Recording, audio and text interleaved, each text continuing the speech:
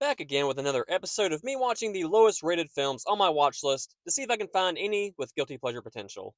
I usually do one movie an episode, but I decided to go for it today with three films. So follow for more movie related content and comment some underrated guilty pleasures that you enjoy.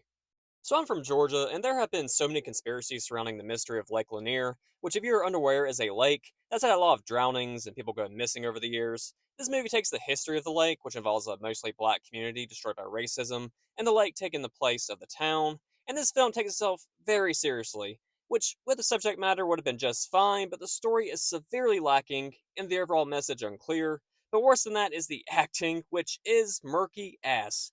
And you couldn't really take anything seriously if you wanted to, and I often felt like I was watching a junior high school play.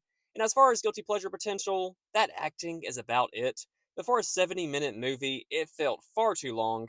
I would not recommend it. It could have been a solid horror film with this premise, though. Next, we have another killer crocodile movie. You see, the title has an exclamation point at the end, so you know shit's about to get real. People will get ready for a wedding at a fancy looking location that somehow is lacking cell reception as well as a basic landline. Shitty CGI crocodile? Check. Gratuitous sex a couple times? Check. High body count? Check. And my preference for a bad crocodile movie would be either Lake Placid or Toby Hooper's Crocodile, but for what the film was, it has entertainingly horrendous dialogue, and I mean a lot of dumb shit is said. The action and kill scenes with the crocodile were incredibly awkward and incompetent, and at one point I thought they were about to rip off the flare chase scene from Jurassic Park.